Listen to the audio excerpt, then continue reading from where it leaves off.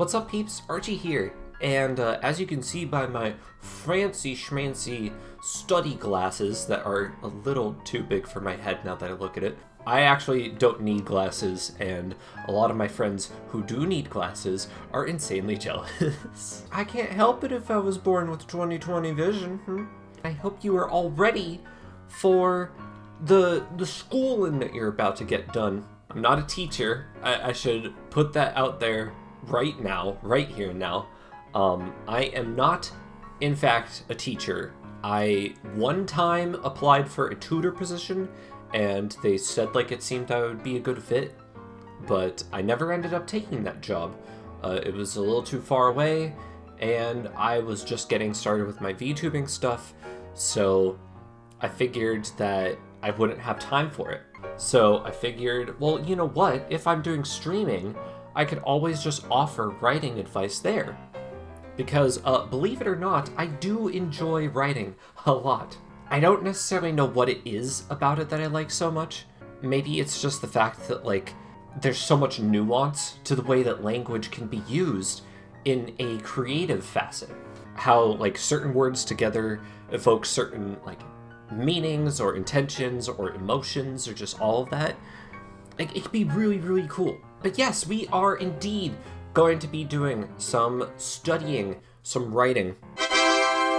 The topic of today's lesson is analogies. So, for those of you who do not know what analogies are, I'm about to throw a giant wall of text at you. Do not be alarmed, but it's popping up in 3, 2, 1, bam, there it is. Let's start with a basic definition of analogies. I am in heat. Okay, Ark, hello, welcome to class. That's not something you want to share with your teacher. I don't care if you are hot for teacher, do not share that with your teacher. This is not Brazzers. We are here to learn.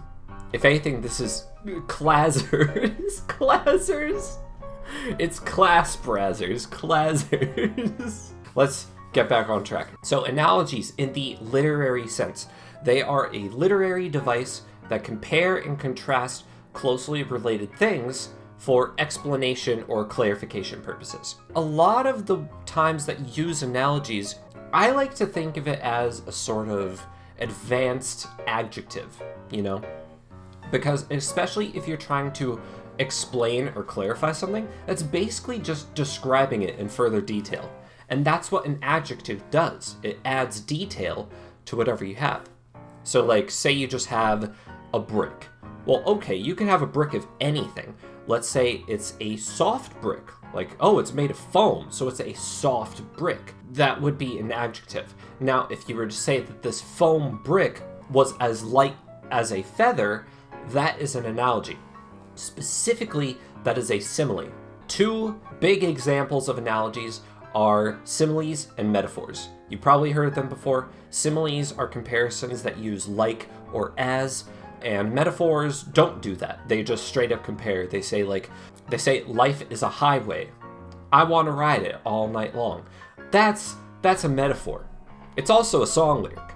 But anyway, there are two types of analogies. Not just similes and metaphors, more specifically the ways that analogies are used. The two types of analogies are identical and abstract. Abstract, surprisingly enough, is a lot more straightforward. It compares two things that share a pattern or attribute. So you could say that someone was as tall as a skyscraper, oh wow, if somebody's as tall as a skyscraper, you get the impression that this person is really, really tall. Identical analogies more so compared to pairs of things with similar relationships. So the rain smashed against the window pane like bugs on a car windshield. Right there, you're getting something more evocative, because the rain and the way it smacks against the window is the same way that bugs would smack against a car windshield. And you can kind of get that visceral sense of these big splatters of raindrops. And that leads us to what makes a good analogy. Here we have three qualities of a good analogy. A good analogy is familiar, meaning that people know what you're talking about when you're trying to describe two different things. It's easy to comprehend, again, going along with that familiarity, just like they're able to visualize it very, very clearly. They're able to get a sense of what you're trying to go for with the comparison, and they're also inspiring. Again, they let that imagination train run wild, and they're like, oh, I know exactly what you're going for with this. And it's not only inspiring in terms of like a mental image, it's also like the emotion that goes behind it, or the tone that you're trying to set, you know? Because like, say you're writing a horror novel, right? Say that you're writing something that's supposed to be very unsettling and very scary. If you start making analogies that compare things to like fluffy bunnies or something like that, you're probably not going to evoke the same emotions that you want to with the rest of the piece. Imagine this. So you're being chased by a scary monster, right? And it's like, you turn around and you see this thing, it's got these gruesome markings all over its body, it's got these mangled limbs and stuff like that. And then you say its teeth are like that of a beaver or something like that. It's like, wait a minute, what? You start talking about this scary monster and then you say its teeth are like a beaver? Like, I don't know. That's not very tonally connected. So yes, that's basically a quick rundown of analogies. You're taking some things, you're comparing it to other things, and hopefully you're setting the mood, you're setting the stage for whatever you want to describe or compare them to. Like I said before, analogies, I like to view them as basically advanced forms of adjectives, because like, you can have an adjective and have it be very evocative. But with an analogy, because it takes longer to draw that comparison or to describe that thing, you become a lot more intimate with whatever's being described. Like, it focuses all of your attention onto this one aspect, and it makes it important. It makes it important in your head, it makes it important to whatever you're writing. And that's why good analogies are very vital to any piece of creative artwork. Creative literary artwork, that is. I am a strong believer in taking stuff that is bad and learning from them. Using bad examples to learn good practice, I think that's a good teaching method. So, what we are going to do now is we're going to move over to a website that lists the 56 best/worst analogies written by high school students. So, let's start with number 1. Her eyes were like 2 brown circles with big black dots in the center. Okay, that's not very, like, evocative at all. That's literally an eye. Second one is one of my personal favorites. Very, very good. He was as tall as a 6'3" tree. So here's the thing about some of these that we'll get into. Some of these examples, as quote-unquote bad as they are, they also set a certain tone. Like, just because an analogy doesn't work based off of its definition, doesn't mean that you shouldn't use it. Because if it fits the tone of the piece that you're going for, then obviously that takes precedence. All the writing quote-unquote rules are basically guidelines, especially when it comes to comedy. You don't go for what is right, you go for what is funny. And a 6'3" tree, that's kind of funny. That's kind of funny.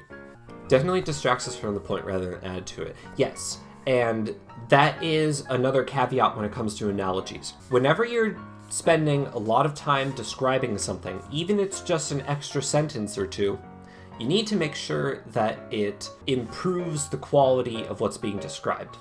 You don't want to just harp on something for too long and then it just completely sidetracks and like loses whatever meaning you were trying to get to at the first place.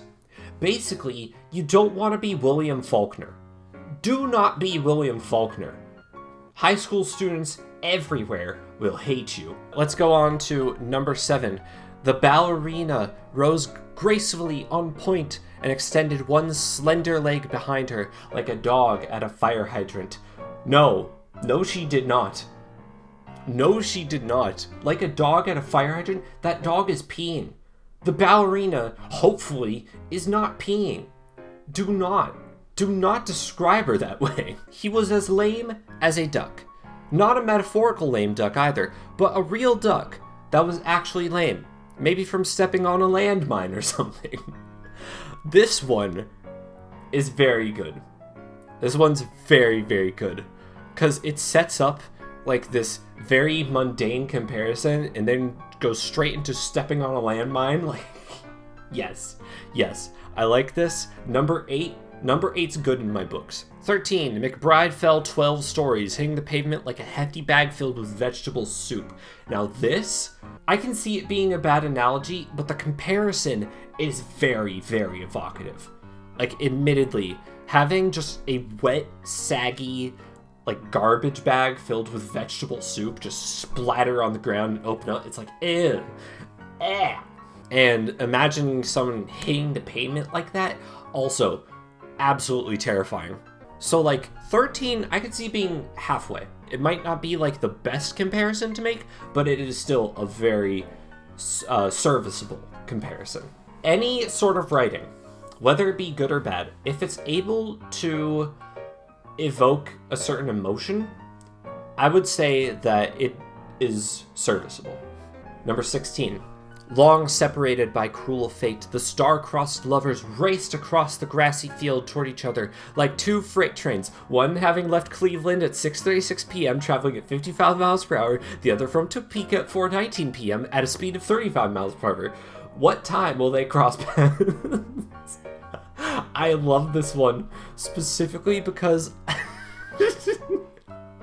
I can so see this being written by a high school student who just hates their math class. 18. The little boat gently drifted across the pond, exactly the way a bowling ball wouldn't. Love it. See, this is an interesting one because it kind of flips what most people expect of an analogy. When you are comparing two things, you're trying to show how they're similar. But another way to use analogies is try to show how certain things are dissimilar. And this does a really, really good job of that. Gently drifted across the pond exactly the way a bowling ball wouldn't. Like, yes. I approve wholeheartedly. This is a really great line. This is such a great line. I love it. Number 23. Even in his last years, Grandpappy had a mind like a steel trap. Only one that had been left out so long it had rusted shut. Okay, this is another great one. Another very, very good one. Because, like, I don't know, it's very telling of the sort of mind that this Grandpappy has. And, like, it's very easy to imagine that, like, yes, very good at remembering things, but, like, can no longer access that information because of old age. Very, very good. 25. She was as easy as the TV Guide crossword. Now that is a burn if I ever saw one. Very specific, like hyper specific, but at the same time, oh man. And that's another thing. When it comes to analogies, just because a lot of good analogies are supposed to be like relatable or familiar, doesn't mean you can't go into the like very intricate, detailed, or like specific ones, you know? Especially if it's fitting for the narrator or the character. Say that you're writing from the perspective of a scientist. If you use a lot of analogies that like compare things to scientific processes, or like the heat of a Bunsen burner or something like that, like it could be very telling of the mind of the narrator. The character, rather. 30. It hurts the way your tongue hurts after you accidentally staple it to the wall. Again, this one, really good for comedy, because you're just like smacked, kind of like a stapler to the wall. You're just smacked with that last line, and it's just so out of left field. It's good. 33. The politician was gone but unnoticed, like the period after the doctor on a Dr. Pepper can. Wait, what? Is there no period on a Dr. Pepper can? God dang it. I have to look this up. Dr. Pepper can. Oh my god, it doesn't. What? Why? When? I could have sworn. Did it used to? It used to. I guess it's been gone for a while. I don't know. Number 36. The thunder was ominous sounding, much like the sound of a thin sheet of metal being shaken backstage during the storm scene in a play. Ooh, whop, whop, whop, whop, whop. Okay. 47. The baseball player stepped out of the box and spit like a fountain statue of a Greek god that scratches itself a lot and spits brown, rusty tobacco water and refuses to sign autographs for all the little Greek kids unless they pay him lots of drachmas. Okay. See, now this one's very interesting because it's like a blending of analogy and just like metaphor. Because you're taking what's being compared and you're basically comparing it to the thing that is the source of the comparison. It's like looping in on itself. Number 49. She was as unhappy as when someone puts your cake out in the rain and all the sweet green icing flows down, then you lose the recipe, and on top of that you can't sing worth a damn. What does that have to do with the unhappiness? What's that have to do with the cake? 51. It came down the stairs looking very much like something no one had ever seen before. Really? Imagine that. Oh, right, you can't, because you're not describing what it looks like. Number 56, final one. The sunset displayed rich, spectacular hues like a .jpeg file at 10% cyan, 10% magenta, 60% yellow, and 10% black. Wait a minute. That's only 90%. Where's the other 10%? What's the other 10% of the JPEG file? Bad comparison. It doesn't use 100%. Very unfortunate. Anyway, that is the list. I hope that you guys learned a thing or two about analogies. I would say overall, this class was a success. Kind of like a business trip where you finally got that merger you wanted. Yay! Yeah, now you can go all out and celebrate and have cake. If you have any ideas of things you want to see, other examples of stuff, or maybe some struggles that you're having that I might be able to help with, I'll write them down for next time. Hoo, you can write for the writing advice stream, wow.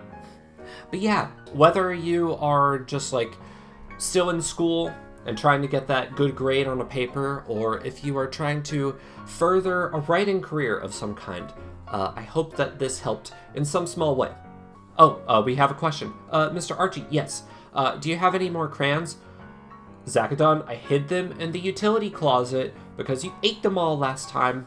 We are not going to go over this again.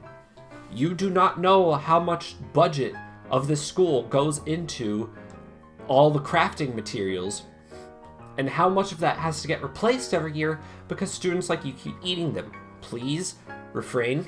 If you want to eat crayons, do it in your own time. We are not here to provide that for you. We have a cafeteria. That's all the food that we can get you. Maybe instead of a pizza party, next time I'll just like throw you a box of crayons and you can have at it. Thought there were going to be snacks here. That is for break time. Break time only. Also, wait a minute. What grade are we in that we have snack time? We were looking at papers from high school students. And we're talking about snack. I mean, I probably would be the teacher who has a snack break, to be honest. See you next time. Bye-bye. Class dismissed.